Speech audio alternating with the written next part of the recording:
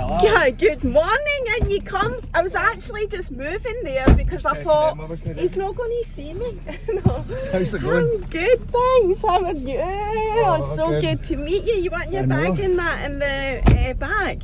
I could Give do. you some space. We're just checking to make sure Emma wasn't there. No. Emma said she's not doing it anymore because she feels like one night put that. Sorry. I love your Spice Girls t-shirt. It's fab. Cheers. Yeah. Make sure that's all safe. That's fine. So how are you? Good. Are you alright? Aye, I'm Good. off work this week, so... Are you? I wondered about that. I'm sure you did actually tell me that. We'll turn this off. The camera is rolling. Yeah, so you're on. We'll just make sure you're nice and... What are you asking? Is this a brick? No, that's actually... Don't give my secrets away. We're not telling anybody what that is. But it's no camera equipment, put it that way. No, it's a yoga ball. It's a yoga ball. But it's very good because everybody asks about this because it's my setup's so amateur, but it works a treat, obviously. But I couldn't get something that wouldn't like damage the car. Aye, Do you know what I mean? Aye, and shake about. So anyway, this is what I came up with. It's cheap as chips. I mean, the thing that holds my camera's B&M, and that's how you take it back. It's good. So it works a treat. So Richy, you're Richy Edwards. You tell people who you are, yeah. And I suppose I never actually asked you if you were okay to speak about this, but I was just going to say what your job is. My job? Aye, no, that's fine. Yes. So I am an events and engagement officer for the Scottish National Party, so basically work in politics, but But you're not a politician? Not a politician. No, yet. No. I don't know if I could. I don't know if that's for me. Oh, I know. To be honest. They put up with some amount of crap. I know. Although sometimes you wonder, like the level of, like the quality of politician out there. You sometimes think you would be better off just doing it yourself. I know, it's easy to say that though. We're all like that, sitting on our couches going, I could do a better job than that. I mean, look at Boris Johnson, and after last night he's still in. But you know, and this will be controversial to say this, but I do think this. I think to myself, I don't want them to get him out, because they get him out, they put another Tory in, right? Yeah. And then when it comes to the general election, are we not due a general election next year? I was trying to think when it would be. So it'll be 2024, because remember we had that snap one in December of 2019. Oh, right, aye, so we did, aye. But I mean, they could call it any time, and if he does get replaced or whatever, then they might. But I just feel, Richy, if they don't replace him, we've got a better chance of voting the Tories out. Yeah. Do you know what I mean? I think, well, I mean, even the fact that they weren't able to get rid of him last night from his own parliamentarians is a good enough fight anyway, because it's like, well, we can't get rid of him when he's done all this wrong. So there's all the more reason they vote him out. So that's what I'm thinking, because then it's no just the Tories that are voting, it's everybody, it's the general public. But anyway, I wasn't actually planning a politics talk, because I don't know that much about politics, and that would just be a total embarrassment to me if we went down that road. Everyone always says that though. They're like, oh, I'm not into politics, or I don't know enough about it, but everything's politics in life. Everything affects everyone. But the fact that we've had elections like almost every year on average for the past 8 years, then you know, I can see why people get fed up with it. I know I certainly do. So I think it'd be hard going for your job. But anyway, so you've been quite that's quite a high level overview of what you do, because on your Instagram, your last post, you were very much like almost a personal assistant, if you like, to Nicola Sturgeon in the local election campaigns. Is that right? Is that what you did? Aye, so tell us what she's like, Richy. That's what I'm getting at. Tell us what she's like. Does she make the coffees? Does she take her turn? And does she go to Greg's for the yum-yums? That's what we want to know. Talking about coffees, I really make a really good cup of tea, right? It's one thing that everyone's always said about me. Are you a tea person? Are you not a coffee person? I drink coffee. I drink coffee for coffee shops, I drink tea at home. Right, okay. I have my first drink of the day is always a cup of tea. I like tea as well, but I do like a Costa coffee. Anyway, tell us your story. And so, that election campaign we were just talking about in 2019, we were obviously travelling about on the big bus and stuff. This was like pre-COVID. Why have I never seen that big yellow bus? I always think that when it comes to when they're doing a campaign, why have I not seen it? And I did see that there was one day they were in Cumbernauld in the big yellow bus. I think it. Right, so now that we know each other, you're going to have to tell me when it's in Cumbernauld. But I think it, like, so see when I was wee, sorry, I'm totally interrupting you. I've just got so many stories, man. But see when I was wee, so I'm obviously a lot older than you, I'm 48, but the play bus used to come to Hart Hill, and it was this big bus, a bit like the boogie bus for adults, but it was for Waynes. It was like a nursery school in a bus, a big double-decker bus, and it would park at the bottom of the scheme, Auntie Marion's scheme actually, and it was heaven. It was actual heaven on earth. That's what it felt like. And I think to myself, is that what the big yellow SNP bus is like? You go on it and there's things to do and it's dead exciting. There's flumes coming with it. Please tell me you know what a play bus is. Did you ever have one of them? Because you're from Cumbernauld, didn't you? I'm from Cumbernauld, aye. No, I don't. I remember the old CBBS show, like, was it Playbus or Playhouse, or it was like a big bus that went travelling round. See, I don't know that. You see, I would be too old for that by the time that came out. Don't remember much about it. See, nobody's going to know about the Playbus, and that just makes me feel so old. But anyway, that's what the SNP bus Did they know build a wee swing park where you're from? Well, aye, but it was always vandalised. Right. It's better now. Nowadays there isn't as much of that. I mean, it still goes on, but it doesn't feel like it's as bad, certainly at my bit with the Waynes Play Park. But anyway, back to your story. So you were on the bus, you like tea, but you like coffee at a coffee shop. What story were you going to tell? Aye, so I go to make her a cup of tea, and I'm also running with the bus. She drinks coffee and all, but it was obviously the winter time, so she's wanting a cup of tea, and then my tea wasn't good enough. It was, is that what she said? And I know she was lying, because everybody likes my tea. Aye, she's winding me up. Because then at the end of that, because at the end of that, I think it was actually the last day of the campaign. Some of my pals came to meet us at the last stop, and she's standing there ripping at me my pure cups of tea. So she's a good laugh. So, no, I do think that, I think out anybody that's a public figure that, you know, has to put on the very, you know, what is the word, right way to be and behave in public is going to be just your normal, down, especially Scottish people, down to earth, normal kind of person. So I did think that she would be like that.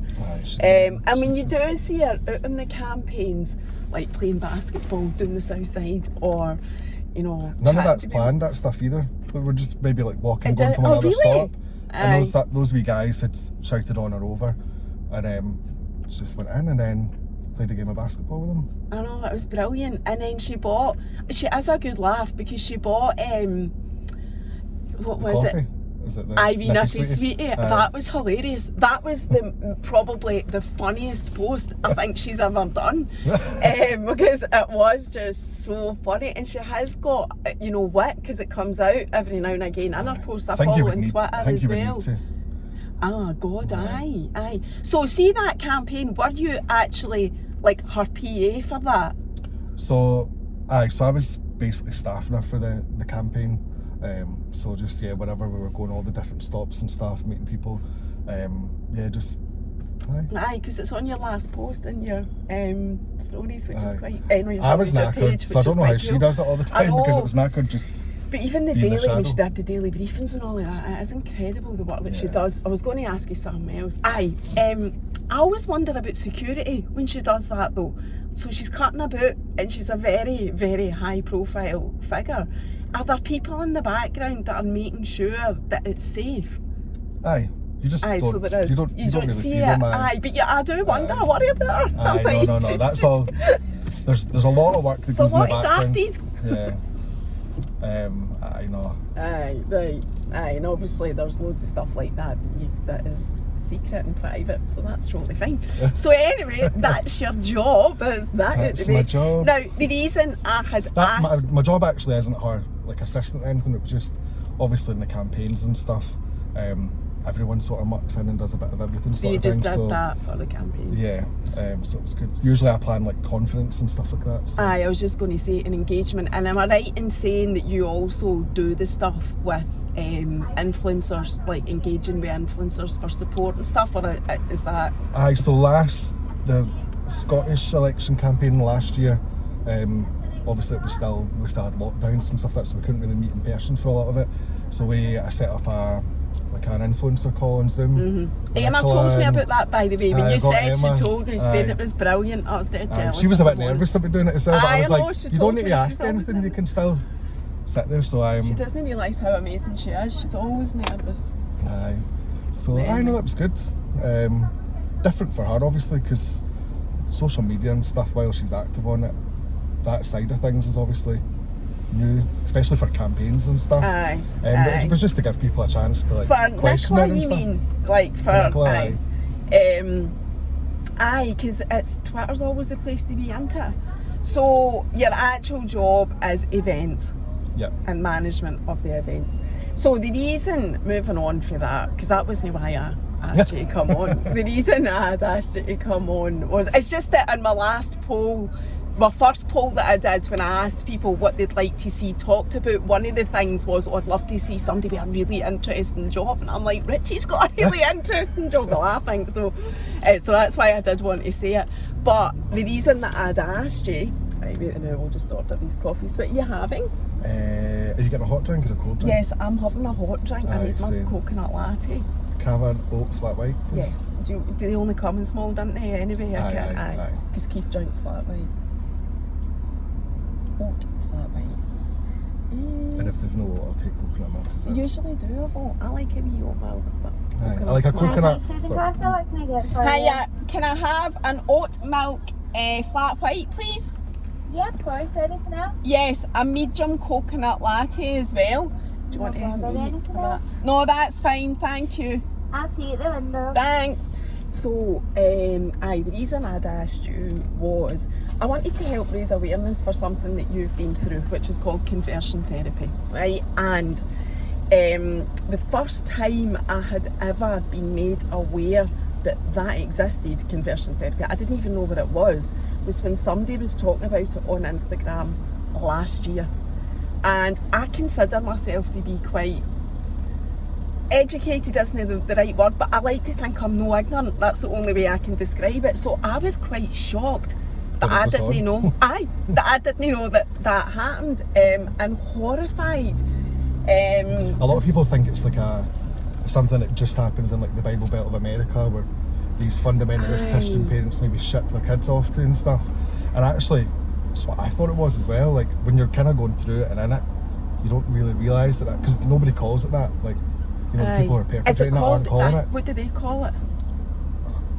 Different things: therapy, prayer, reparative therapy, like.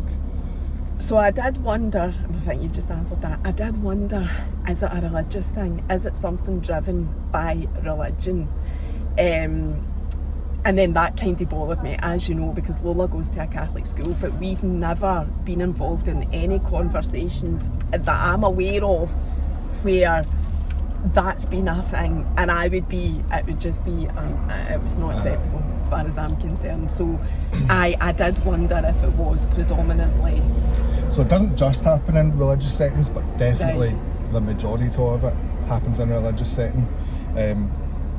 Tends to be, well, certainly most of the data that comes out is from like Christian settings, but it does happen in other religious settings. But for whatever reason, and probably good reason, a lot of these people don't come forward about it. Like a lot of things and stuff that we go through, it's not always easy to talk about it, but the more we talk about it and the more we share it, hopefully the easier. Well, it's taken me till I was like 35 to talk about it, and it started when I was 11, so you know, that's a big, you know, it was a good 20 odd years of and I stopped going to church maybe just when I turned 30 sort of thing. So all my teens and 20s and stuff, it's kind of when I went through it. So do you want it, because like me, I didn't know, I was ignorant to it until last year. Do you want to explain what it is, what conversion therapy is? So conversion therapy that's probably like an umbrella term for it, because actually I really don't. It doesn't sit right with me that we even call it therapy, because that sort of insinuates that you go and get help for something. So it's kind of like an umbrella term, and actually now we're trying to change the language. Now that we're trying to bring in a ban for it and call it conversion practices, but it's basically it's any sort of form of treatment or attempt to change somebody's, sexual orientation or gender identity, or even to suppress it. So based on the premise that they think that it's a mental illness and that you can be cured from it, Jesus. Which we all know that it can't be.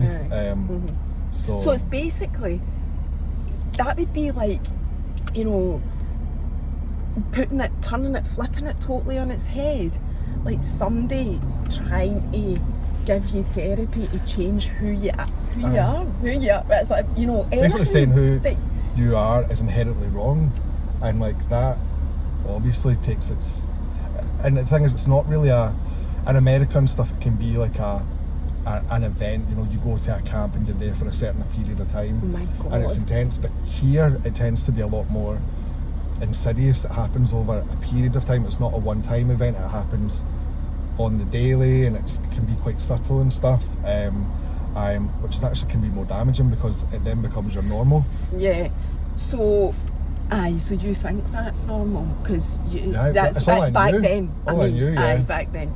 So, God, I've got so many questions about this, and I only know it at a very high level. So I just want to apologise in advance for my level of ignorance. But you're going to educate me on it. That's the whole point. And there'll be plenty of people who here. watch this who won't never know have known either. either. Because that's certainly when I started speaking about it.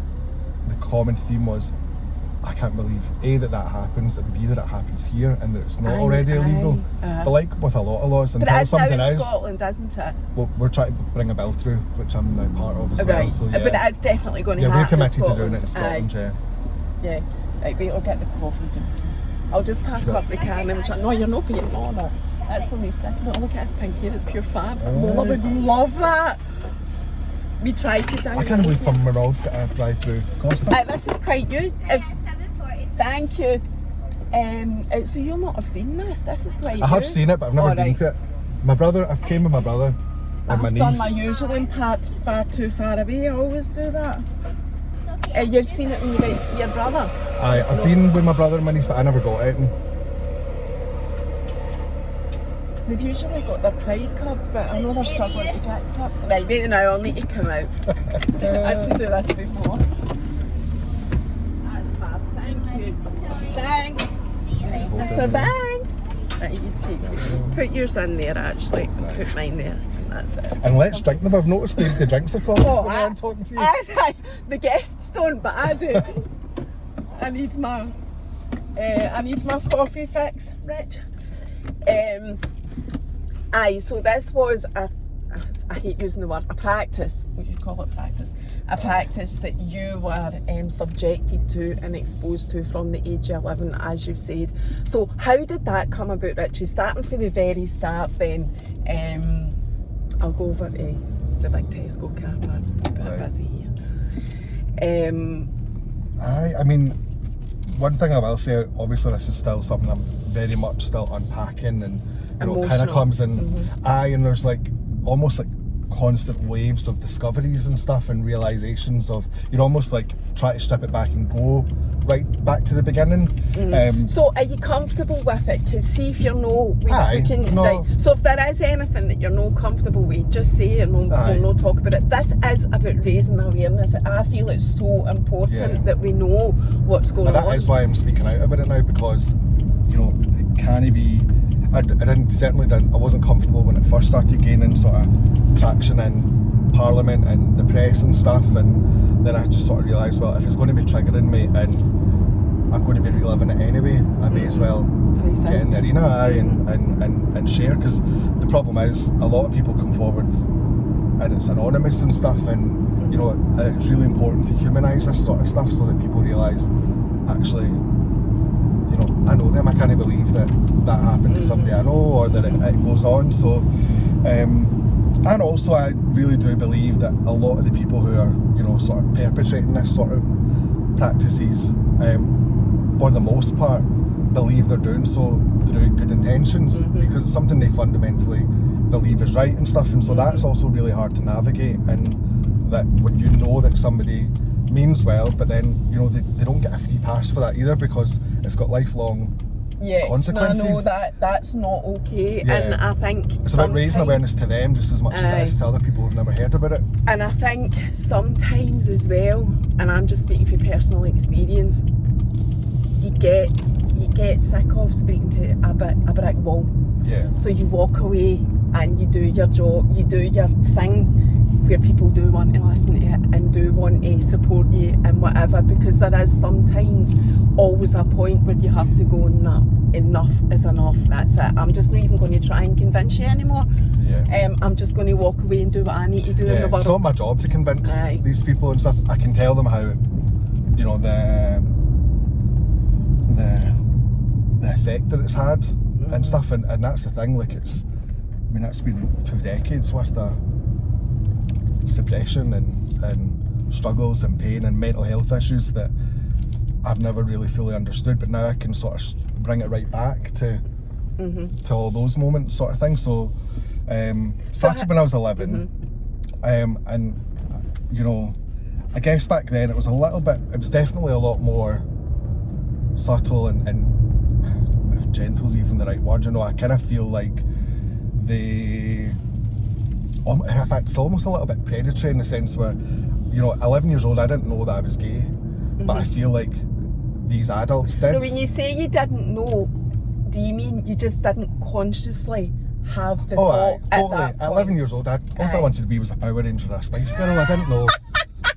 Do you know what I mean? Like I wasn't interested that was in what you were thinking. No. I'll just sit here, get me chat. So 11 years old, you weren't thinking. And so I kind of feel like they maybe seen something. Put the window down, actually. And you before you did? Like, what is that? That's you. They probably thought or could see that this kid is gay or going to grow up gay. Of course, as Christians, they don't really believe in it anyway, so they probably, I feel like, looking back, they were maybe trying to prevent something, so intervene early, and that's why it happened at such a young age with me. So you were a regular churchgoer then? And that was kind of... Not growing up, but we started going to church probably when I was about 10. Right. So, and then that's kind of when it all happened. And I'd say from the ages of 11 to like maybe 15, 16, it was definitely age appropriate.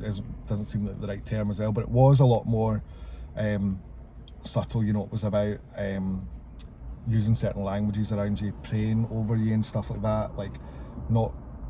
And this is the thing, unless you go to church and stuff, I feel like when I talk about things like prayer and demons and all these things, it can sound a wee bit far-fetched and airy-fairy, and if you don't believe in all that sort of stuff, it can be a bit like, what's the big deal with that sort of thing? Like, if I don't believe in it, then it's not really a thing. But when you're so ingrained in all that, then that's everything. It's fear, it's it's being told on a daily basis that who you are is inherently wrong. It's praying the gay away. You've probably heard of that term before. No, I haven't.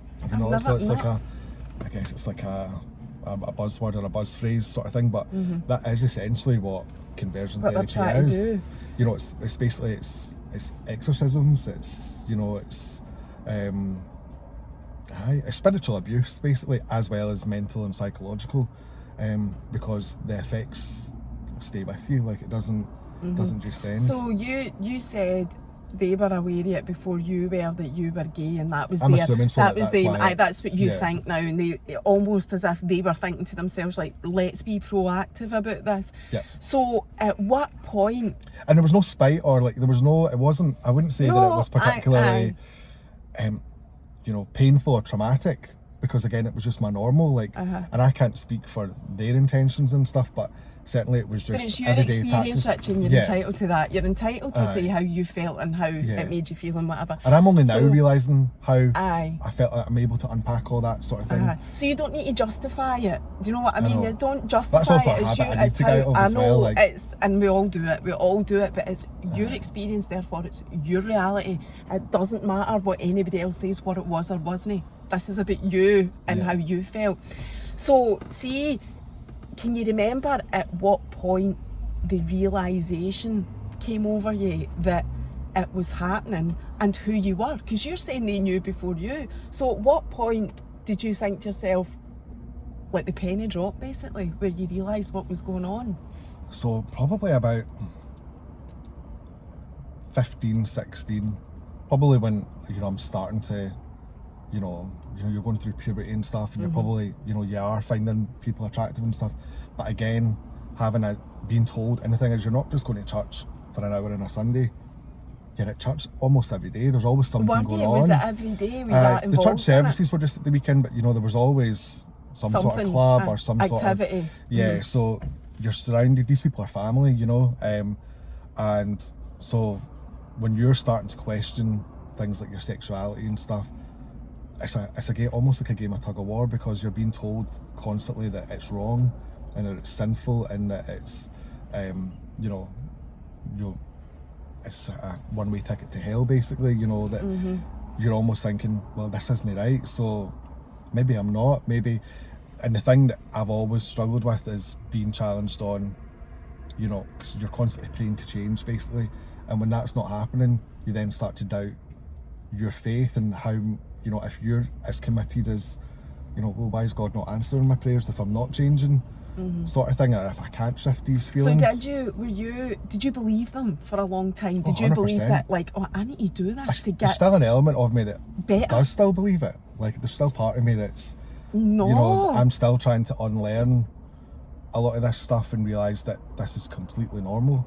You know, it's weird, you know, I would always say, you know, that even though you're a queer person, you can still be homophobic to yourself, you know, it's an internalised homophobia through what you're learning, sort of thing. And so, you know, even right up until a couple of years ago, well, until I left the church really, you know, I would still be longing, and I would never really say that I was gay explicitly. You know, I would say that I believe in love, and that, you know, if God brings a woman into my life and I fell in love with her, I wouldn't deny, you know, I'd jump at that chance and I'd get married and have kids and stuff. And I used to like visualise like stepping off a bus and meeting the love of my life as a woman, and just because I just wanted to fit in and just be like all my peers and stuff.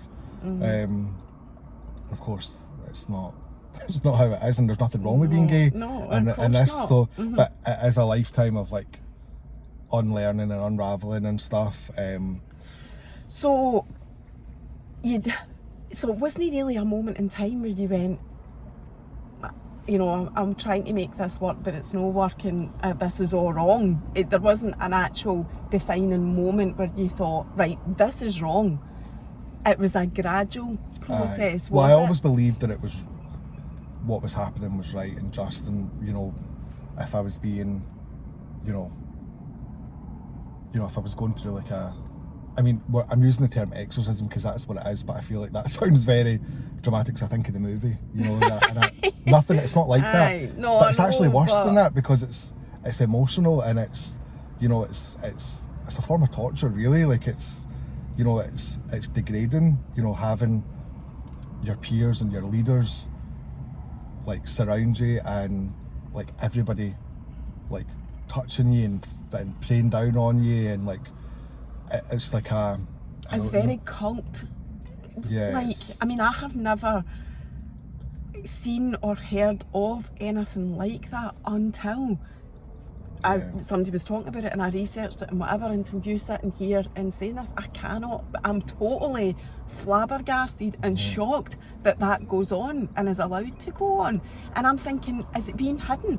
Are they hiding it so that we don't know that it's... Certainly, I'd say now it's definitely a lot more. In fact, not even now, even back then, it was a lot more underground in the term in terms of, you know, there were certain churches and organisations who this is what they specialised in and this is what they would do. And, you know, they would sometimes churches, if they had queer people in the church, they would sometimes bring these people to the church to like have a sermon. And that's what I mean about it being very insidious, because it was just, you know, slotted in as part of the, you know, the weekly sermon sort of thing. You know, bringing, and this is the thing, they would bring ex-gay people, and then so then you're sitting there thinking, So well, if God can change for them. Oh, ex-gay people. Ex-gay Oh people, my yeah. God. And you Oh, know, how mental is that? totally. So then you're seeing it, or what you perceive to be real anyway. And then again, it comes down to the challenging yourself and realising, what am I doing wrong here? Like, how can I not change? Sort of thing. And you know, so I used to be really involved with like, I'd become like, I just kind of get older in the church and maybe become like youth leaders and stuff like that, and take part in like the summer Bible camps and stuff like that. And as soon as I came out, that's probably when it changed actually, was when I came out. What age were you then? I came out when I was 17. And you know, to me, based on what you've told me, that must have been an incredibly brave. It's brave to do it anyway, but under the circumstances that you were involved in, you must have really had to put your brave pants on, you know, to do something like that. You would think. When I came out, it was very, I had a best friend in church, and she was also gay, and this is before, but it wasn't before mobiles, but when you used to phone a landline and stuff, and she told me that she'd come out, and then so I was like, right, well, I'll just come out now as well then. And that was it. Phoned down and went and didn't even think think about it. Sort of thing. And which is probably the best thing to do actually, was not to think about it too much. But as soon as that happens, you know, you're taken away from your duties. You're not allowed to be, I was told I wasn't allowed anywhere near the kids. I was told that I was at risk of becoming a paedophile. And you know, I was a child myself. And actually that's one thing that has stuck with me my whole life, is I've always believed that I am dangerous to children. You know, I always wanted to become a teacher. I'm going to and I never pursued that career because there was part of me that was always scared that I could be dangerous to children. You know that's not the case. Obviously, you know that's not true. I know that now, but it's still, again, it comes back to like unlearning these things, you know. I've never really had, it's been not too bad because I've always lived away from, I've always lived in like different cities and stuff. I've not really been in the same town as like my brothers and my nieces and nephews and stuff. Moved straight into Glasgow, yeah. After 17, you 18, came out? Yeah. What about your family and friends, Richy? Did they support you? I mean, I would say that definitely at the time I just moved, like I just had to go and be my own independent person sort of thing. And so like my family and stuff everything's fine now and stuff, like it was alright, my brothers and it was fine. What about your mum and dad? I think they struggled with it a little bit, but because they were Christians as well and stuff, but were they aware it was going on? No, I actually only spoke to them about it last year, because Your I knew that mum they and wouldn't. dad, they must have been gutted, devastated. totally. Aye. But Not again, once. me trying to like say to people, like even the people who were doing it, I do believe that they thought they were doing the right thing, sort of thing. So I don't really believe that maybe some people there was like malicious intent behind it, but for the most part I do believe these people are good people and they thought they were doing something right. And if you fully believe something, then, you know, if that's your life and whatever, then, and that's why I'm so passionate about speaking up about it now, because I do believe that if I was to sit down with all these people and explain to them the lifelong debilitating effects that it's had on my life, then they would maybe think twice about doing it. Are they still doing sort it? of thing. I don't know. I don't know if there's been. I've not been to that church since I left that church when I was like 17, moved into the city, and then I did start going to another church, and it happened there as well. But on it differently though. It was, you know, I was more of an adult then and stuff, and I was probably trying to normalise it and more keen as well to change sort of thing. But so you've actually been very religious, and that's been Aye. one of your... This is a big culture shock to a lot of my like closest friends and best friends who are not religious at all, and they stood by and supported me doing all this stuff even though none of them believed it. They thought I was crazy. It's been a culture shock for them to see that I'm not into that anymore. So you did totally, you managed to cut yourself completely off it, because from what you're saying, I think that's been hard for you as well, because the religion, putting aside the fact that you know, you're gay, the religion itself, you've had to that's the thing I still struggle with, because you can't just unbelieve something. But what I try and rationalise with now is that no matter how much I believe in it, these type of people are always still going to be in these environments, and that's what I can't be around. I'm never going to be able to change the church or change everyone, do you know what I mean? So I'll just remove myself from the situation, and I'll maybe have like a private faith that part of me still wrestles with, because I'm like, is any of this real? Because how can all this happen, sort of thing. But again, I don't know. So I don't really know what I believe at the moment, but I'm not a practicing Christian. I don't go to church and stuff. I do sometimes feel a bit, I struggle on Sundays. I have done for the past 6 years, because you feel that's what you should be doing. It was my life. I would be there from like 6, 7 in the morning, setting up, and you know, you're there a couple of services a day, you're socialising, you're totally ingrained with like your peers and stuff. And how sad is that your faith and your belief let you down? That's basically what happened. They just totally let you down. Yeah. And what happened to the view that all God's children are loved and all of that? I'm not religious at all, so I don't even know if I'm quoting the right stuff. But I know there's an underlying you know, well, they say all sin's equal, but it's not equal, because we're not all treated the same. You know, if you're a gay person or whatever, your sin's definitely higher up the pecking board. So, you know, how they can say that everybody's a sinner and all sin's equal, it's not true.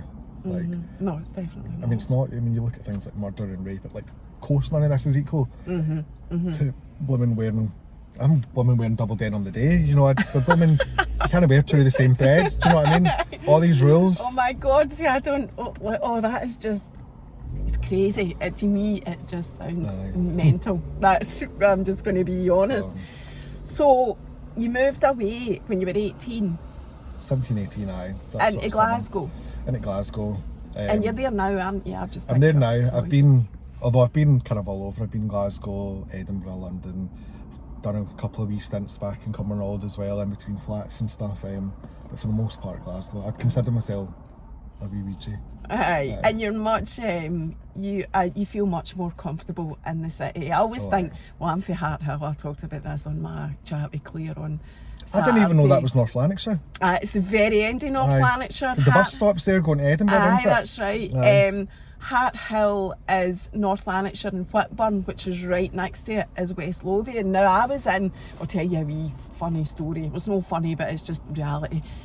So I was in Hart Hill till I was 14, then my mum moved us to Livingston when I was 14, and I was there for 20 years and only came back to North Lanarkshire when I met Keith in Glasgow. He lived in Glasgow, and we moved to Cumbernauld just to make me that tiny wee bit closer to commuting to Edinburgh, because the commute to Edinburgh from Cumbernauld, I know, but the train didn't go from Croydon to where I was working, because I've been all over Edinburgh, but when I was in Cameron Toll, it was just brutal getting a train.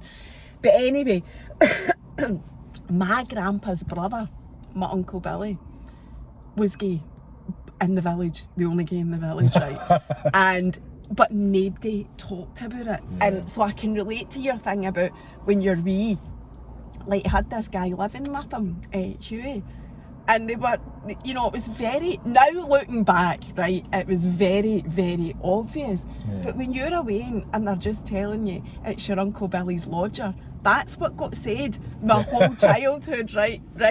Till I got old enough and even till he died, Hughie died a few years ago, my Uncle Billy was still, he lived with him for years, 20, 30 years, was still calling him his lodger. But it wasn't till I got old enough And I don't even know, it's not a defining moment, you know, it's just coming of age and you realise what's what, that I suddenly realised that my Uncle Billy was gay.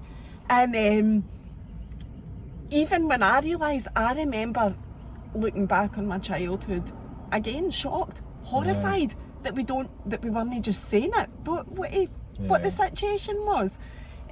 So that's my only exposure to probably that level of ignorance, real life ignorance. In Hart Hill, I don't know what it's like now. I mean, I married a Catholic, so I'm never going to be, never going to know what that's like. Living in Hart Hill, would never go back there anyway. But aye, it's just a way of life, and it kind of makes you realise when you're speaking to people like you that we have come so far, you know, credit where credit's due. However, we've still got a long way to go in society. There's definitely. I am optimistic though. We have definitely came a lot. Oh, totally. Even when I was going through all this was, you're talking like late 90s, early 2000s, and you know, we still had things like Section 28 where you couldn't, you know, it's not even like I could go to a teacher because they weren't allowed to talk about this sort of stuff, you know, or they'd be criminalised. Was that Maggie Thatcher that brought in Section 28? So for anybody that doesn't, the anybody that I know, actually, I just think of her making my childhood a misery because she shut the pits and all my family worked in the pits. But it was her that shut them into. It was because my gran ranted and raved about her all the time. But anyway, I wasn't aware of what the actual rules of Section 28 were either until very, very recently. And it was like the promotion, it's worded, the promotion of, I can't remember what's after that, is it gay, same-sex relationships is not permitted in schools. And I found it very interesting. Promotion. I know, they picked the words. I was like, what? Because it was supposed to be. They picked them so that you were never sure, so you just didn't speak about it. It was designed to be like that, right. So that teachers were too afraid, because exactly what is promotion? You don't go to school and promote things. Like, you're educating and you're, you know, if a child comes to, what is the point in us having, you know, your, what did they call it when it was your guidance classes, your guidance teacher and stuff, like, I couldn't go and speak to him, you know, because... Did you know it was a law at that time, or there was a law? I just knew that there wasn't a...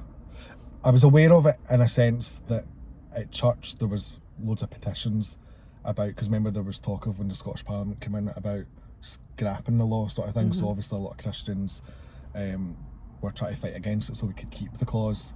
So I actually didn't know what it was back then, and I thought, because I was in church and it was a good place, that they were on the right side, and I didn't quite understand it, what it was and what it meant, but I just knew that it was just unspoken of in school. And I had a couple of older gay friends in the year above who, you know, they would sort of explain that, you know, it wasn't allowed to be spoke about, you know, and you couldn't, you know, you had to just go and get a magazine if you were brave enough. You know, one of the like youth gay magazines stuff. I remember going to RS McCall actually up the town centre, and they still, even though it wasn't a pornographic magazine, because it was a gay magazine, it was still top shelf. And so, you know, you're in there and you're pretending to browse the other magazines thinking that, am I going to be brave enough to pick this up and buy it sort of thing, and of course you never were. And did you not? No, never. Not in Cumbernauld, because there was always that risk in case somebody they knew you're, you know, somebody. So I did eventually buy a copy in Glasgow. So, and it's funny, I still walk by that wee shop on Hope Street, and every now and again I'm like, that's that wee, I mean, it's a wee shithole shop as well, like it's not even anything, but it was the shop, it was the kind of one furthest away enough for all the busy streets where I thought, right, I can go in there. I can do it. So I think, of course, now things like with the internet and stuff like that, it's a lot easier for young queer people to access help and just to find other people like them. I didn't know any other gay people apart from my friend at church, but again, we were of the belief that we couldn't possibly be, do you know what I mean? And it was wrong sort of thing. So there was never any normalisation of it's okay to be gay and it's okay for this stuff to... So you had to effectively seek your own therapy actually, like personally give yourself that permission to be who you are and be gay and be your real self. Excuse me. And that's what you did. I know, would you say that's what you did? I don't want to be putting words out here. I mean, that was obviously a time when technology and stuff was really rapidly changing, you know, the sort of mid-2000s and stuff anyway, so it did become a lot easier and stuff.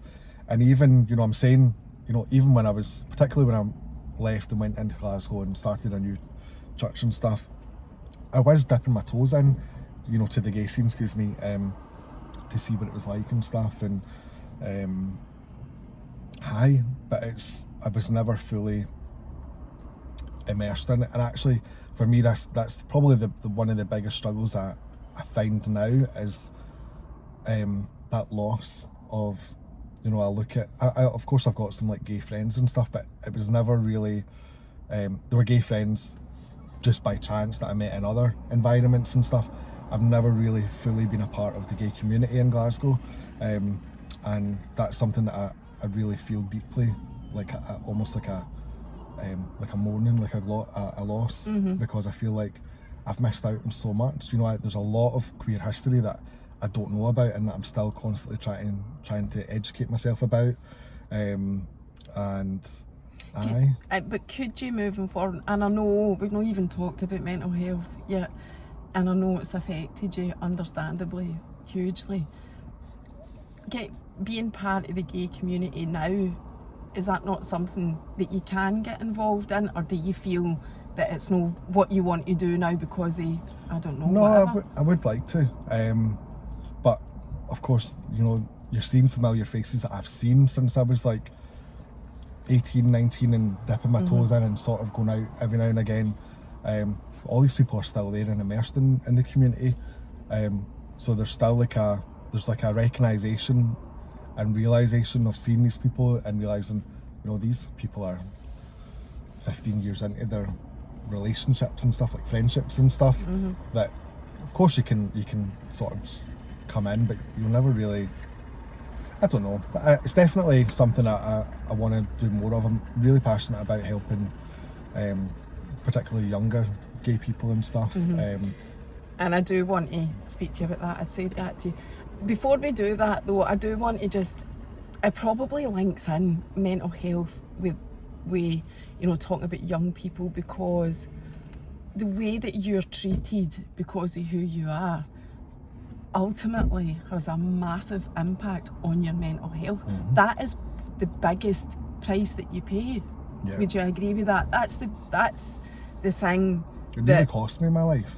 Like, yeah, I tried to take my life several times throughout all this period because it just got too heavy, too hard. You know, when you're realising, why am I not changing, God? Like, what am I doing wrong, sort of thing? And you just think, how can I? And you know what it's like when you're younger. Now, fucking life flies by so quickly, but when you're younger, it just feels like an eternity. You know, and you just think, I can't get through this. What is the point anyway? If who I am is so wrong and stuff, why am I even here? And so, mental health is something I've struggled with greatly over the years, but I'm probably now a better place because I'm now able to like unravel and stuff. For all this time I've always just thought there was something wrong with me, even on a mental health. I never really made the connection that probably a lot of this has been triggered from trauma, from what I went through, sort of thing. And so I'd actually be quite keen to, I was diagnosed with borderline personality disorder, emotionally unstable, which I think the name itself is horrific and hard to deal with, but I never really felt comfortable and I've never really spoke about that sort of thing. But now I always wonder, was that a misdiagnosis? Because is it just trauma and PTSD and stuff from that? So I'm definitely on a journey of breaking it all down and stuff, and the work I'm now doing with helping to bring a ban in Scotland and stuff has definitely been, you know, really beneficial, because I feel like the pain's going to something good. You know, if we can bring in a comprehensive ban that protects gay people, trans people, you know, in any young queer person from ever having to go through this, and to know what the signs are. You know, part of it is not just about bringing a ban in, it's about educating people, and not even just Christians, but having things in like coffee shops and stuff for if there is a young gay person there to be able to realise, you know, these are things that I identify with, and that maybe these are triggers, because like I say, I didn't know I was going through it when I was going through it. It's just normalised. But I think if they'd been allowed to talk about it in school, and if there'd been maybe things in local coffee shops or whatever, then maybe if I'd known what to spot, and I had helplines and stuff to call.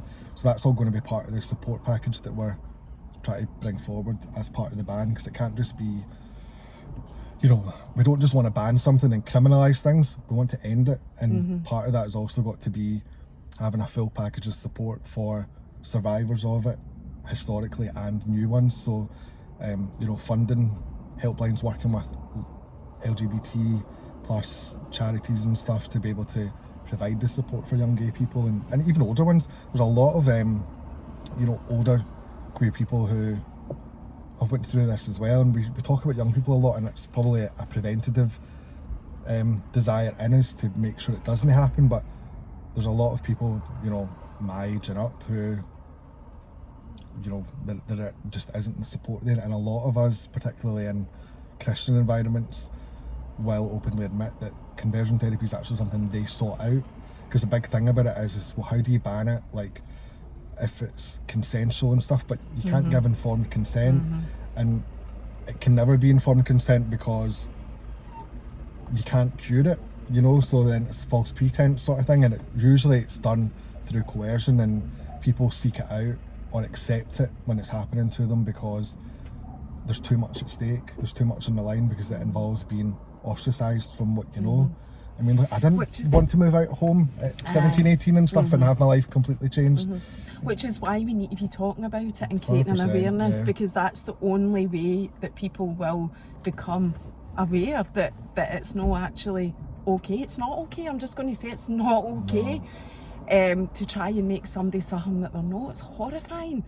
So the mental health has been a massive thing for you, and you've said that it's only recently that you said that have tried or have got on your journey of unravelling it all and accepting who you are. And the good thing about Glasgow and lots of towns and cities is that there is a massive I know that guy. There is a massive gay LGBTQT plus community. You know, there is this community. And I did, so leading into that, I wanted to ask you, because I'm conscious of the time, I did have a lady message me, and it made me think about it, because it broke my heart as well. One of the subjects that she'd like to see covered is a parent talking about supporting their child and coming out. And I'd said to you, I'd like to talk a wee bit about this, but I'd also quite like to get a parent that you know, has been through it and whatever. I can only speak for my experience with Marween, and we've always been, I am really passionate about accepting every human, regardless of whatever community they're in. It's just something that I am personally really passionate about. So we have always, since Lola was a baby, went to Pride, either in Edinburgh or Glasgow. And, you know, she now asks me every year, when is it, Mum? This is Pride Month. When is it? Did you? She will be buzzing with that. I'm not even going to open it, because Lola would be, I'll film her opening it. Thank you so much, that's very kind of you. So we've got a birthday party on that day, and she's totally stressing out her box that we don't get to Pride as well as this birthday party. But I've assured her we will. Somebody messaged me with that. There's another one in July. One in July, yeah. What is that? That's called something Mardi else. Gras. So that's right, Mardi Gras. So we'll definitely go to both anyway, but I'm definitely taking her on the 25th as well. We're going to go and see the parade probably starting, and then we'll go down to the birthday party so we don't miss out. But personally, That's just good feel that she's excited about that she's sort of totally stuff. And Lola, I told you this, Lola does not bat an eyelid at anything. She loves what's it, I forget all their names, but she loves all the drag, and like I say, she loves the makeup, the boobs, the outfits, you name it, she absolutely loves it. So I just know personally that I don't think to myself, what will I do? Or anything like that, because I just think she knows what it is. She knows she can say anything to me. If that's what transpires, then I'd just like to think that or feel that she could come to me with any questions, and I feel that's probably the best I could do as a parent, and you know, and accept whatever. I personally, I see don't the care. fact that kids are though. like that now, like it's just so encouraging, because it's just so normal to them. You know, it really will, as time goes on, like become more easier and more accepting and stuff, and it's because of these young kids who don't bat an eyelid. And I do think that we have a responsibility as parents. It's not for me to dictate, I'm conscious of time, right, but it's not for me to dictate how people should bring up their weans, but I do think there's a responsibility lies with parents that we need to educate our children, or just not even educate them, just live a life of knowing that everybody's acceptable regardless. But the thing is, I don't understand why you wouldn't, because ultimately, who do these parents who don't accept it think they are? Because do you think you're exempt from having a queer kid, or from your queer kid from having gay kids, so gay grandchildren, or maybe their friend at school is and stuff? Like, nobody is like, I know there are people who maybe have never met a gay person or whatever, but you're only like 2 steps away from one. Like, there's always going to be a connection there. So also, don't, what is it, bite your nose to spite, whatever. Bite off your nose to spite your face. Aye, because you never know who's, and if that child, if they just see that you're, you know, hostile about this sort of thing, then they're never going to feel comfortable to come out, and that's, you just really need to tread carefully. And the consequences of that could be so devastating. Yes. So just finally, before you go, is that, so to support parents, so if a parent is looking for support, as to, you know, support for them to support their child coming out, where would you recommend they could go? Probably LGBT Youth Scotland. Right. So they're like a LGBT organisation designed for young people, but they also support parents as well. Maybe it's the parent looking to support their kid, maybe the parent struggling themselves to to come to terms with stuff. Because that's the thing, is a lot of parents, you've got to remember, they'll have grown up with a time when it did seem like a death sentence and that their life was going to change. I know that was a concern for my parents. They'll have grown up through the AIDS epidemic and stuff like that, and had real concerns and worries, and so I think that is changing now that generations are changing, but there are real concerns here and stuff. And charities like LGBT Scotland, they've got things from support groups. You can either attend them in person, you can call them up in a helpline, you can text as well, so if you're not comfortable doing all that sort of thing. So I would go to their website. They'll have like a page dedicated to groups and support on there, and for any young person they can access it, or a parent as well. And there are other charities in Scotland as well, like the Equality Network and the Thai campaign, who, you know, through them they're doing work in the schools as well. But even if people are struggling, I'm going to put you right in the spot here. I'm going to tag you in this video anyway. If there's anybody in that situation that wants to connect with you, then 100%. you would be more than happy to answer and direct people. Just and give me a whatever. DM and stuff, and I can point you in the right direction and stuff, or whatever. I'm always happy to do that. Richie, that hour has flown by like it always does, and there's just again so much that I want to talk about, so I'm sure that we'll probably do another one with you as well. But in the meantime, thank you so much you're for so coming. welcome. Thank you. Bye.